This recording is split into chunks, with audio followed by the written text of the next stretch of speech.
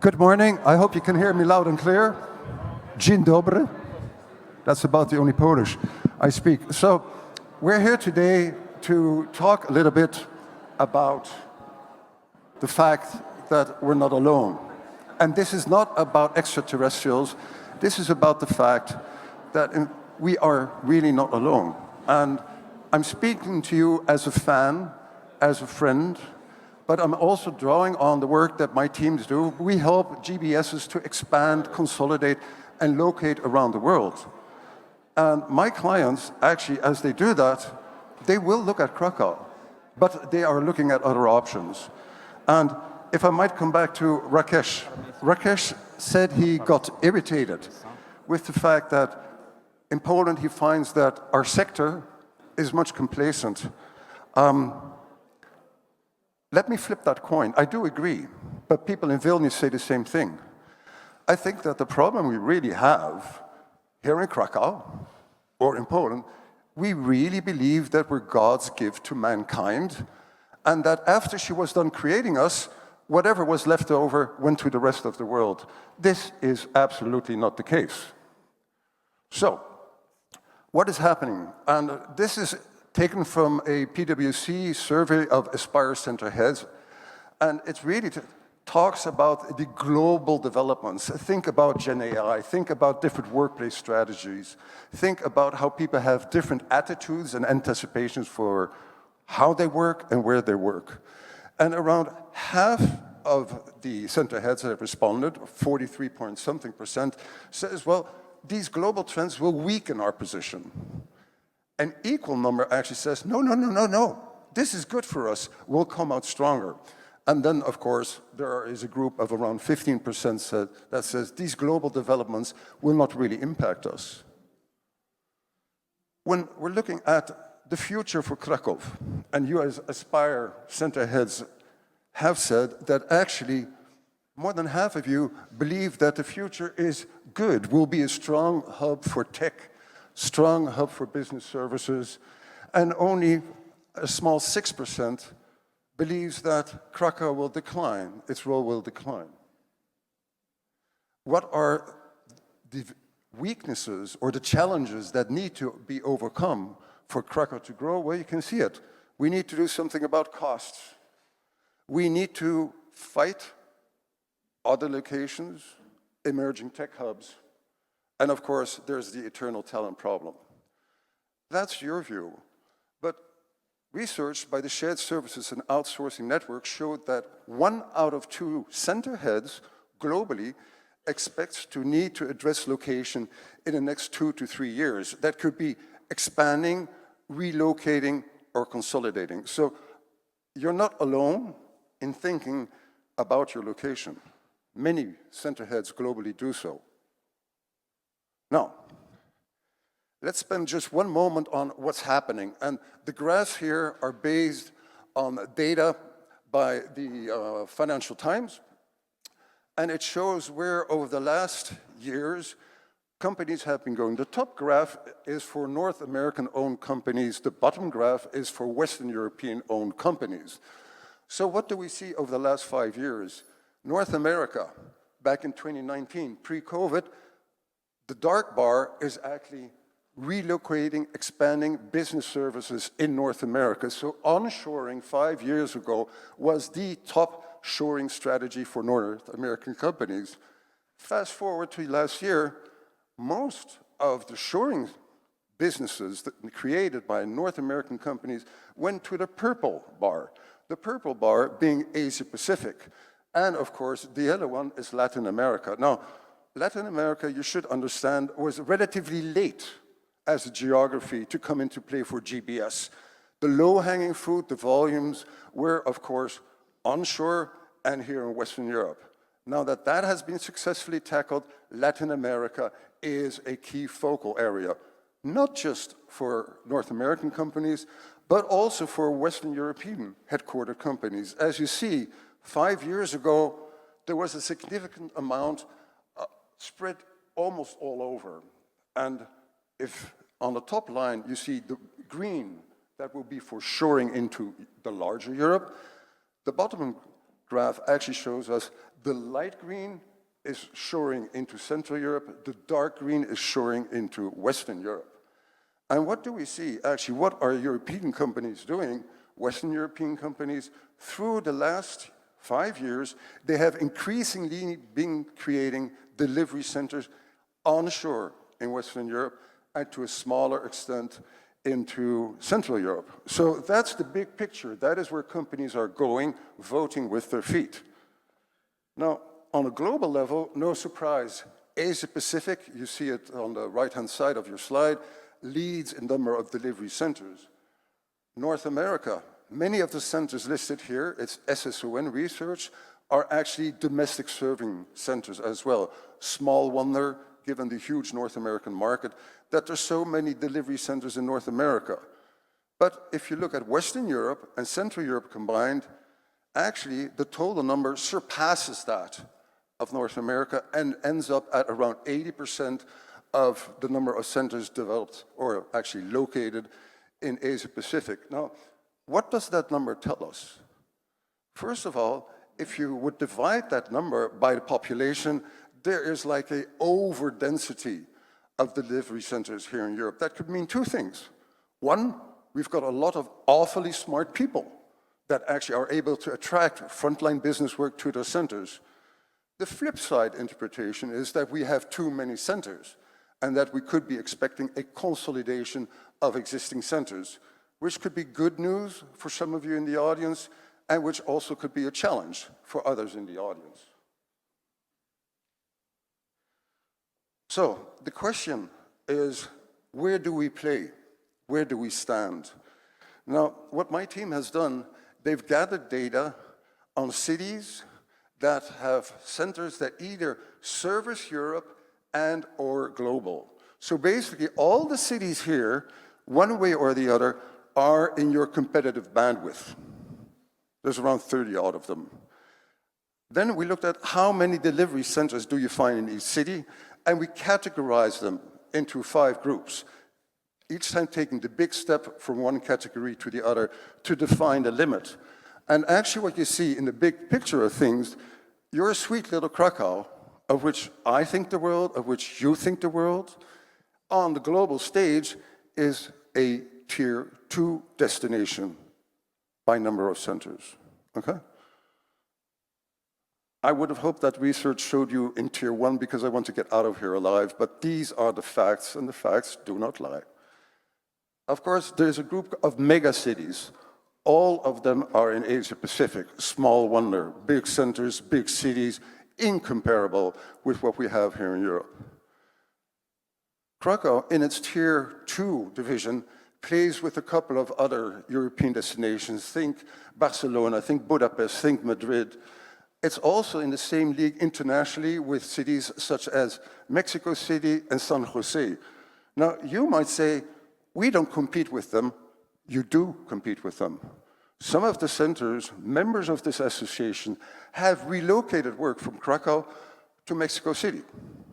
We're working on a project where, again, work from Poland is being transferred to San Jose, so they are in your league. Warsaw is the only European city that is, in terms of size and number of delivery centers, allowed to play in the tier 1. It faces their competition. So tier 2, that's where we are. Now, are we really tier 2? And I didn't try to write something that would please you, but what we actually did on the left-hand side is we looked at the number of jobs that were created across the various city types. And what you see, of course, and we indexed that against the number of jobs that were created in Krakow in 2023. So in your typical megacity, we'll have created twice or 2.2 times the number of jobs created in Krakow last year. Krakow itself actually sits very nicely between a tier 1 city and a tier 2 city in terms of job creation. So we're not completely tier 2, as suggested by the previous slide, and we're not completely tier 1 either.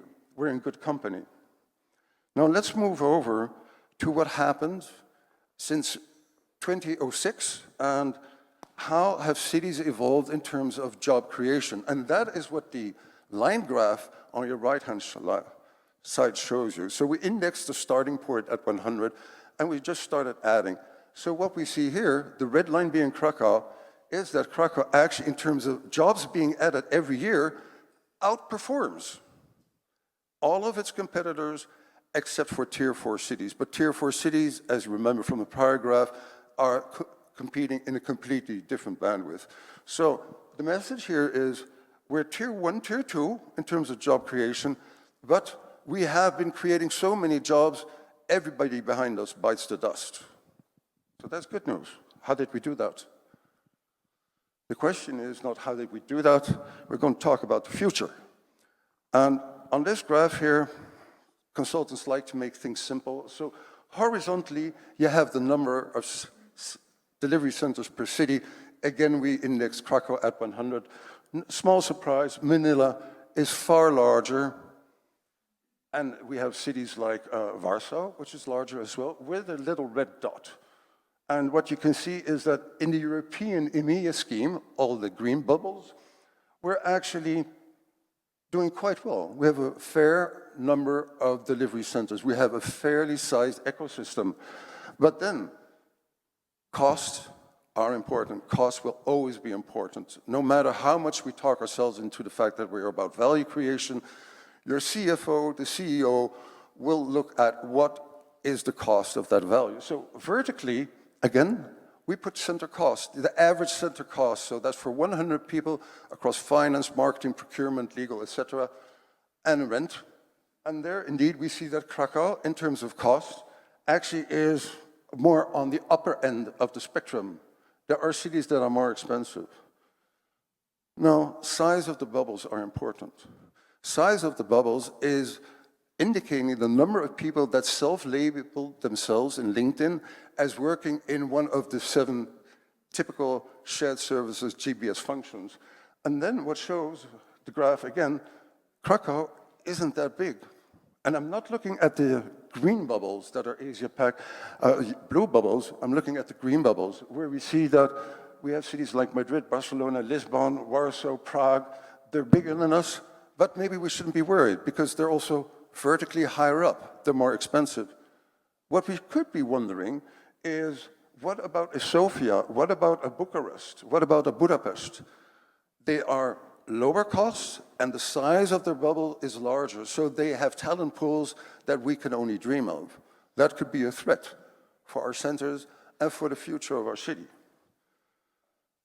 So I was thinking, maybe we're not the Goliaths, maybe we're the Davids of this world. Maybe we're small, agile, smart. Smart. Smart is innovation. So, again, this graph horizontally uses the same axis. It's about cost, indexing Krakow at 100. So we see that some cities are more expensive, and we've got the blue cities in APAC that are less expensive. Then I thought, are we really as smart as we think we are? And there is the Toland's Super City Index that has specific focus on the innovation ranking of cities. And actually, that is put vertically. So what do we see? That Krakow actually leaves a lot of cities below it. So we're pretty good on innovation. Hooray. Is that going to save us? I wish it was, and I think it's the only way forward. And we'll discuss with the panel what we can do about it. But here's the catch. Look at all these blue cities, Bangalore, Mumbai, Delhi, KL. In terms of innovation city rankings, they're equal to us or they're better. Now, I wouldn't lose too much sleep over that if it weren't for the fact that, as you see horizontally, they are to the left of us. So they're just as smart, but they're cheaper. And I like to come back to just as smart because so often when I talk to people who are looking at center options for the GBS, they think that Asia Pacific is about transactional, is about simple stuff. Nie pravda, that is just not true. And this graph shows exactly what is true. We should not think that what is being done in a Bangalore, in a Manila, in Pune is inferior work as compared to what we're doing here. Now, of course, we speak our languages. We have time zone proximity, we have got client governance proximity, but we should ask ourselves, with AI, with language neutralization, how long will that be sufficient to retain our edge and to move forward? So, dear panel, these were some of my thoughts. I would like to ask you, as you have seen the slides, and I can put them back up, but in your daily dealings, and Bartosz, if I could start with you, because HSBC have centers all around the world, is there something in this analysis that you think, hey, that's exactly a day in my life? Or do you see it very differently from an HSBC center head and part of a global organization perspective?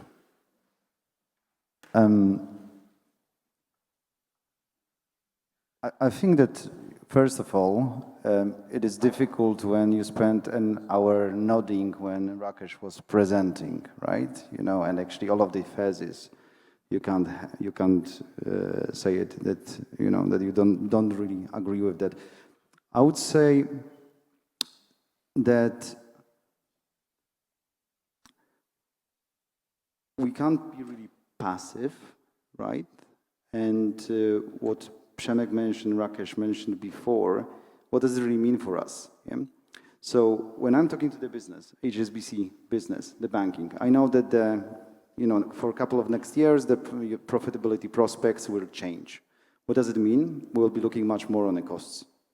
And that's obvious. We said it. All of us know that. So now what we are doing with that? There is that you, Elias, mentioned, and is going across the number of conversations that I had from yesterday to today, is we will be changing the balance of the work that we have right now. And the question is whether we are noticing that what we are really actively doing with it. So if we want to, you know, Kraków to be successful, to survive, right? The nature of that is changing, and I think that the nature of what we are doing and what we need to do, it needs to change. So, so to add what actually I think that hasn't yet been said with all of the conversation is that as a leadership team, as a center directors, the nature of how we operate is evolving. So from the one that we administer, we manage, we set up, right now we are going into the direction of we need to identify the needs that are sitting with the business a bit better, actually tell them what they can do, change the way they think from, you know, this cost-based model into value-added model, show them that that we can create the value, package the value, and sell it as a product. So, you know, so center director right now is not just a leader, not just a manager, right? I think it's more universal, not for Kraków, but if you want to competing, it's good to understand that it is moving on in terms of, you know, how it is defined. It is becoming a bit of salesman, and we need to have a really good pitch. And to have a pitch, we need to actually do and collect all of these products. And product is, for example, upskilled talent pool. We can spend a while on upskilling later on, right? But, you know, having the upskilled talent pool showcase that what we already have in Kraków is this value-based, right? And it is providing the value to our business partners. We've got more regulatory and compliance in Kraków. We've got internal audit, right, centers. We've got the cybersecurity. That are the selling points, right? And we just need to make sure that we will be creating the list of the selling points and we will have a proper pitch. Why? Because we want to survive and give ourselves time what will come. It makes sense. Tim, your organization has one delivery center globally, and it's in Kraków, correct? That's correct. Well, I would say, aside from headquarters in the U.S., so we have basically our operations and technology are split between East Coast of the U.S. and Kraków. And I like that example because the majority of North American companies actually use the Philippines or India as a resourcing center. You told me that what you guys are doing, what your team is doing, is really unique, and it wins the hearts and the minds of the business. But how unique in their minds is Krakow as a location for a delivery center? I think we're at the point now, you know, I was talking about this with my table last night. We don't really view Krakow as a center in a way that it's an outsider to the organization. It is totally integrated with what we do. So I would say, you know, one of the main things in terms of driving value for us is what do our clients say. So not our other locations. I'm talking about our clients that actually pay invoices to us for the services we provide. And so we are really evolving as a forefront leader in delivering really excellence to clients. And that is really translating to great value from our leadership. And, you know, it's very exciting for me because in the past, we would move based on cost, arbitrage, or building centers of excellence. But as clients have gotten to know us in our location, they're actually asking our leadership, why don't you do this for me in Krakow? I love the team. I love the adjacency to our time zone. This would be European clients. So that is a real powerful message for us. And I think that, you know, as we continue to evolve, we'll continue to see more and more ability for us to drive and lead delivery of excellent services directly to our clients. We must come back to that point because I'm a man that has many problems in his mind, and I always wonder, how do we sell our value proposition against the cost that we saw, right? But before I go there, Adam, you're the first mayor of the city of Łódź. The city of Łódź has been very successful in the recent years in attracting business service centers, but then you are surrounded by a couple of other very good cities. You're not that far from Krakow. How do you see that competition between a city like yours and a long-time go-to point like Krakow? How unique is Krakow, or are you going to really change the world in Poland? Short answer. Good morning, ladies and gentlemen. I would not say we were very successful. We were relatively successful. I wish we were very, but probably if we were very successful and if we managed to reach this snowball effect that at some point Krakow achieved, I would not be here. Because like mayors of Warsaw and Krakow for many years, they were just observing a self-stimulating environment or ecosystem that happened here after we reached some scale. We are far from that point. And that's why we put simply a very big political priority on this sector. If you're not so strong indigenously, just by some structural systems or some structural factors like Krakow has, and Krakow has some just undoubted assets, the number of students, their international position, the position in minds of expats. This is something those are superpowers. We don't have them. We have some fundament for that, but there is a long sales walk in front of us.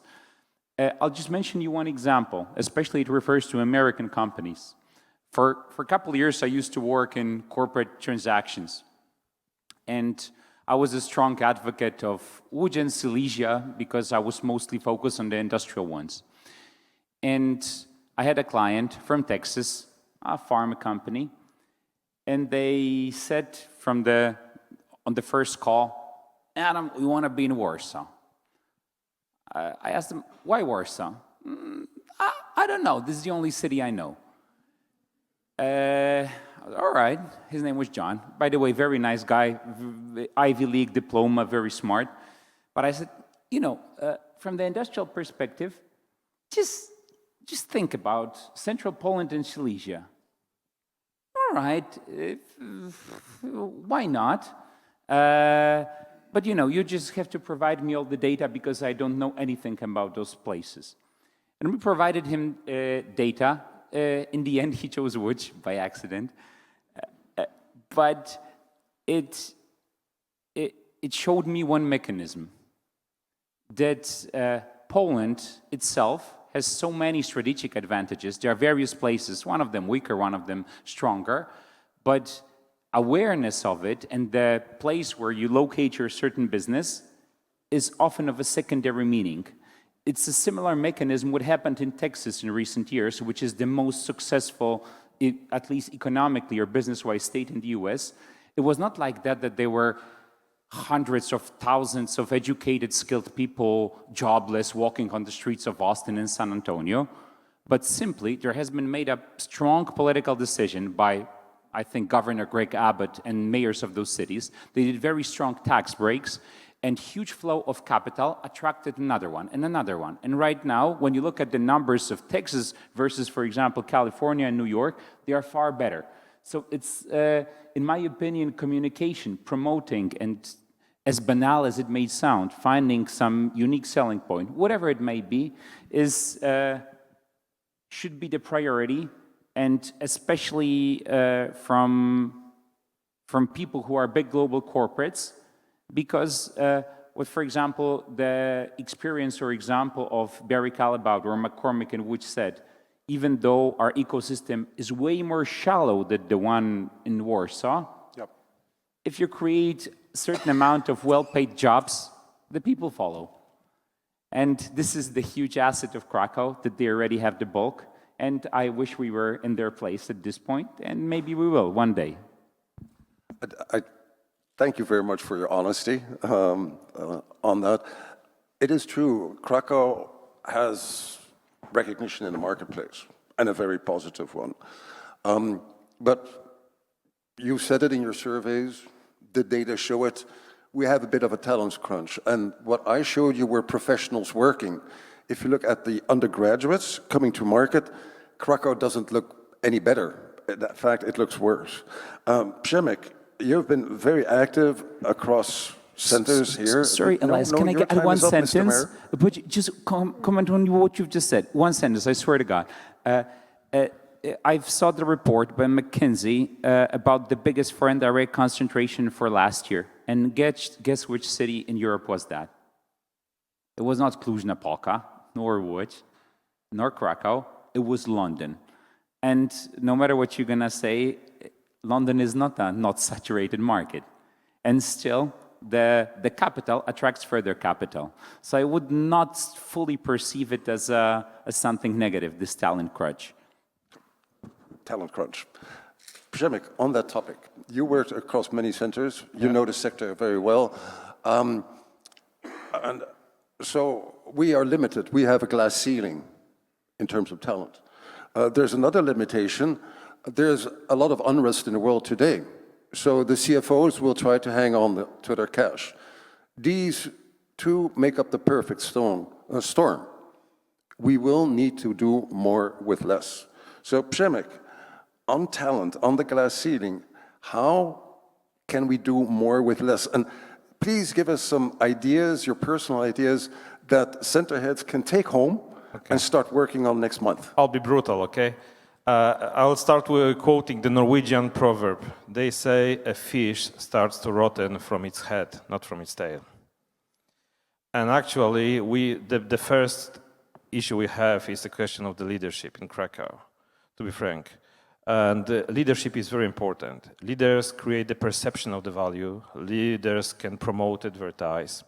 Without the leadership, first, will not make Krakow grow, will not make Krakow reinventing itself. And things do not happen itself. There has to be someone driving it. For the coast and I'll come to this glass ceiling and the talent pool. But first the coast, because as a commercial, a long time ago I was working as a commercial guy. Cost is always dictated by the market, you believe it or not. If you want the customer to pay a bit more, you need to create a perception, or you give a real value, something more to customer to motivate the customer to pay more. if we know that from the survey that Krakow is slightly more expensive than some other locations, what can we give to the customer to motivate and create this perception of the value that customers are ready to pay for it? And I think we do not have this clear idea, clear strategy for Krakow yet, how to convince the world that we are still a leading location in terms of the outsourcing. In terms of the glass ceiling, I think we have a lot of talent, but it's a kind of a, crouching tiger, hidden dragon. Are people that are talents, but they are not discovered yet. The second element that really, it's just the background, but it's important. COVID and the work from home stopped this natural walk of generations. We have a really challenge in Krakow to grow up new leaders. Before COVID, people, they're sitting together in the offices, they were learning on the fly from each other, and there wasn't this natural walk of generation. COVID disrupted this process, and we have a problem to create, grow up, and actually, advertise, promote within the companies the new leaders. And they will actually take this, take the challenge. They will create our future, because we need to work with the universities, we need to work with the local authorities, make this transformation not only of minds but also of the educational system in Krakow. I'm going to be very brutal because I participated in many, in many recruitments in my life. I'm 50 this year, okay?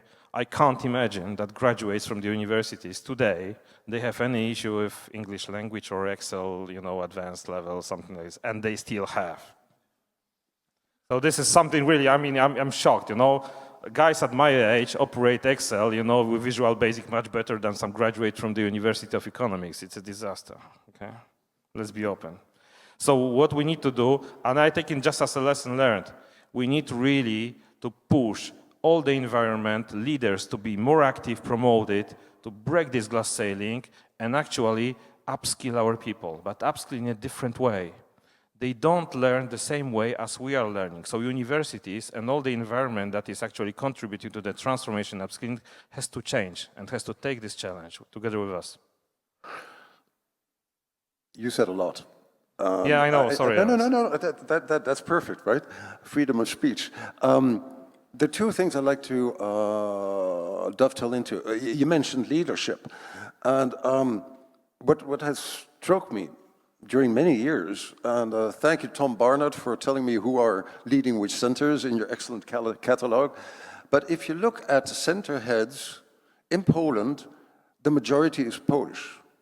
If you look at center heads, and I'm talking 5 years back now, in the Czech Republic, most, or at least half of them, are non-Czech.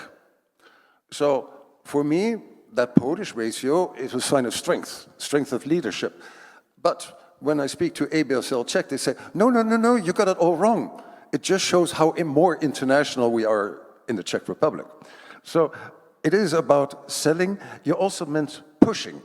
Now, I'm an engineer, so I like things that are practical, that I can understand, and that I can action on.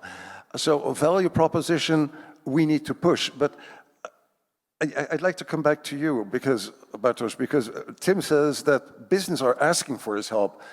But even for you, Tim, there must have been a point in time that you had to push. And you certainly still have that in some fields. How do you really make a value proposition come alive? We can say, we're smart, we're agile, we know it better than you do. But most business people are scared to change. They're scared to transform their frontline business and to hand it over to another department in that bigger company. Bartosz, how do you push? I think that in the current environment it's getting easier and easier, right? Because we are coming to the situation where the cost pressures are quite high, right?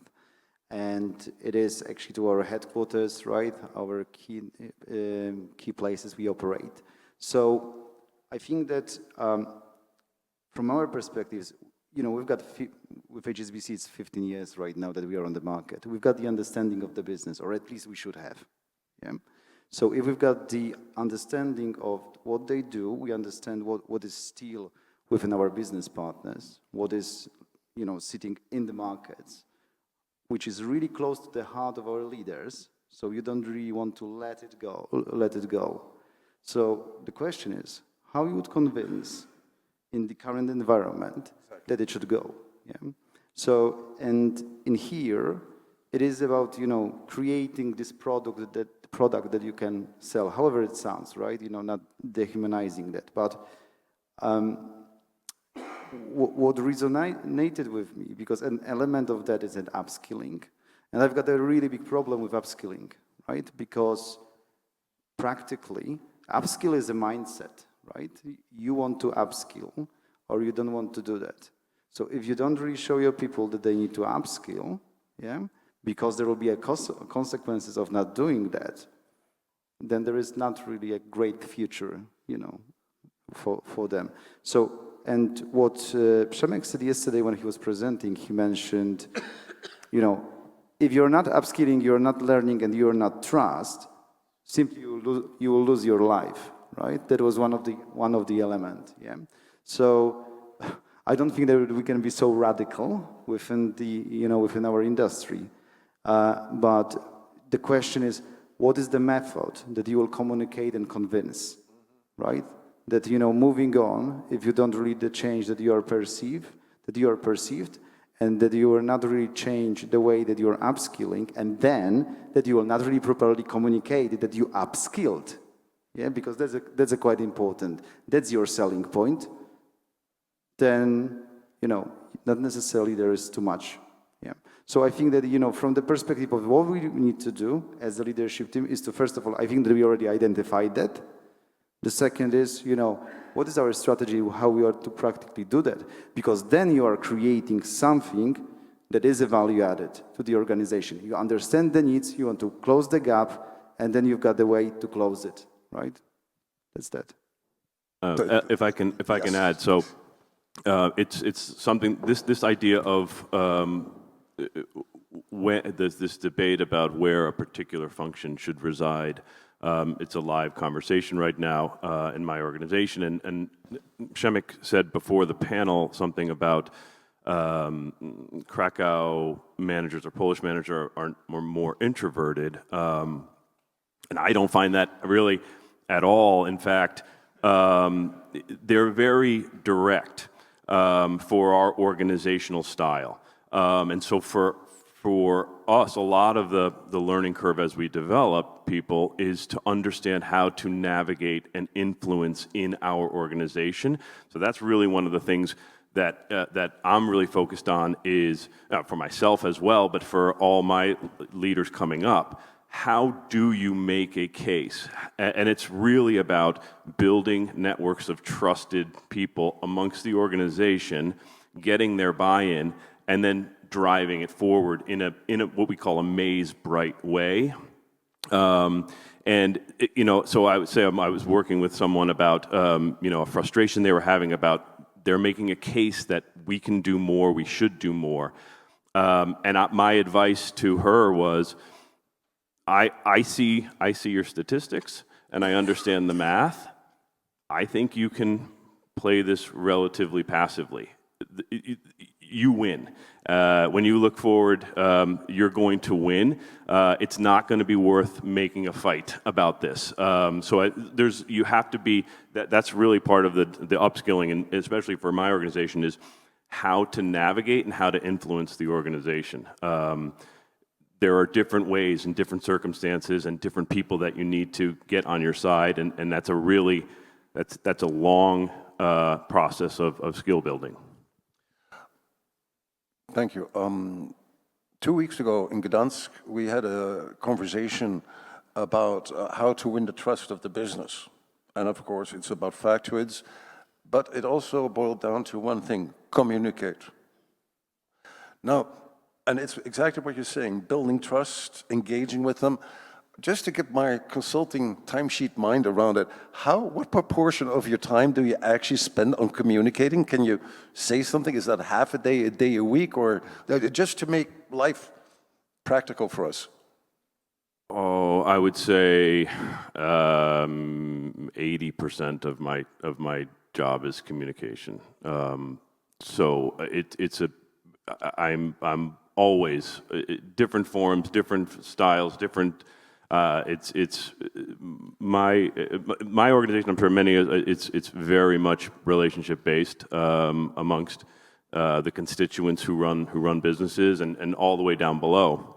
So it's communication is constant, and that's really when people talk about the skills. I mean, the ability to in my company effectively communicate in English is such a differentiated skill when someone walks in the door. And sometimes I have to remind people, be very careful about how you're assessing skill talent simply because they're effective at communication. It's extremely valuable, but don't overvalue that or undervalue someone who's a little bit less, because we can teach that. We can still coach that. They can get better at that. But to your point, it is really critically important for success in my organization. Thank you. I know we're going to run out of time as usual. Something else. So we saw the 33 odd cities that Krakow is competing with. Now, with little exception, none of them has a coordinated and an orchestrated, thank you Rakesh again for giving us that word, an orchestrated go-to-market for shared services, or GBS. They have it for GBS, manufacturing, distribution, R&D, everything. And they cannot really justify spending taxpayer money on one type of activity, on one sector only. This said, we're small, agile, smart. We're not low cost. And what came out of the Aspire survey as well is more concerted work with local public authorities. And education has been mentioned. Now, I personally think that we as business people should carry our own trousers, but it is true, we have city officials right here on our panel that have the responsibility of ensuring the long-term economic growth of their city. What is it that you guys think the authorities should do? And let's try to keep it simple at city level and not at national level. Bartosz, can I just ask you to start first and we'll go down the line? So, Przemek, you got a lot of time to think about your answer. Bartosz.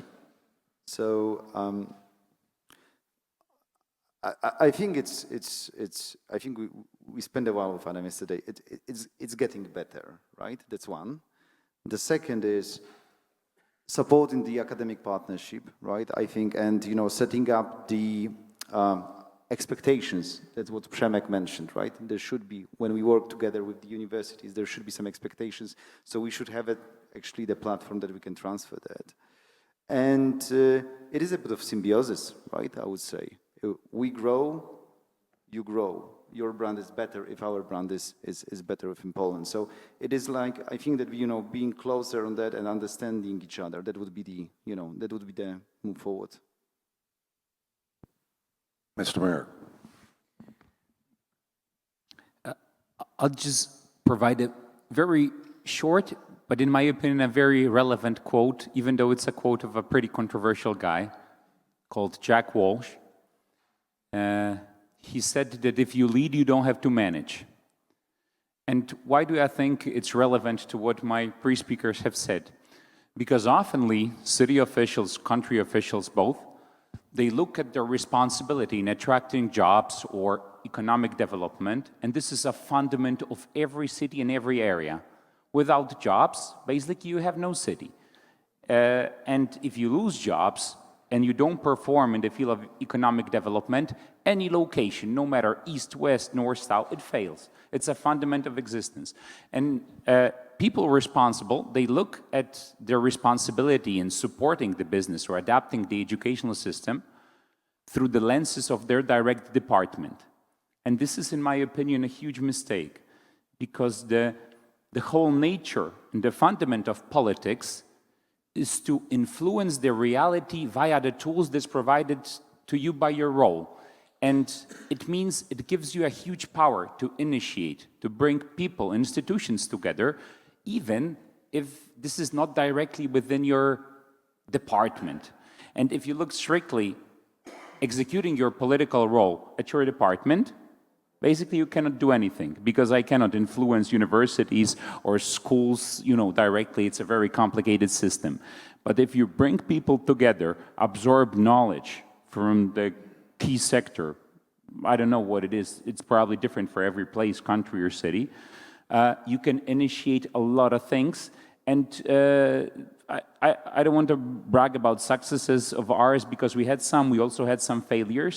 But in my opinion, it's getting outside your silo and focusing on your initiating role. Bring a guy like him, bring a guy like him, bring director, and tell them, guys, we need to do something. And it's not always necessarily within your direct, let's say, administrative impact. And looking at it in a way that you have an power to initiate, to bring some forces together, or to sound banal, to lead, in my opinion, is absolutely vital, especially from the perspective of what we're speaking about today. Thank you, Adam.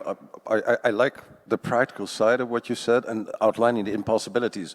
Tim, Przemek, we are over time, but I would like to get your viewpoint. What can the public authorities in Krakow do for you so that you can create jobs or maintain jobs for them? Tim. Yeah, and obviously education and partnership with the university is really key. I would say one other thing that for me is evident for me as soon as I walked into Krakow in 2016, but for anyone that comes to visit, there's a real tremendous spirit in the people in this city and in Poland generally, and I think that has a lot to do with the quality of life. So I think that it's vitally important to continue to invest in things that make for a really strong quality of life for the people, and that translates to good outcomes for the business, for happy people. So, I mean, looking at this list that you have of these 30 cities, Krakow is right at the top of the places that I would want to live. So I think that's really important, and I think that's something that they can do and they should continue to do, especially for young families and things like that. Okay, my answer is simple. I would like just to copy-paste what happened in the US. Adam mentioned about Texas. It didn't happen itself again. In 2015, IBM did together with University of California and Houston this study that was called Skills of the Future, 2025 and 2035. And they defined the sets of skills that are really 10 years ahead, 20 years ahead, that will be valid. And the authorities, of course, they cannot influence directly, as Adam said, but they started to gather people, and whatever decisions they started to make in different sectors, they started really to gather people around the skills of the future. So support the initiatives that would lead in the long term to those skills of the future. And then we see immediately, bang, what the success in Texas, but that was the result of a 10 years work on the skills of the future. And authorities, it's like, well, Adam, I agree with you. It's like leading from the back seat sometimes, because you cannot directly influence the companies, but you can actually facilitate, gather all together, drive direction, encourage this initiative, and in the long term, you will see that we are closer and closer to those skills of the future. Thank you. Ladies and gentlemen, we're over time. So what have we found? We're not alone. We're not only privileged to compete against global cities, we are privileged to compete against other cities in Poland and other cities in Europe. We're not high cost, we're effective cost, we're innovative. We have learned how we can actually get a clear value proposition to the frontline businesses, and we've got some pointers to actually help this city and our futures move forward. Thank you. Let's give a big hand to the panel.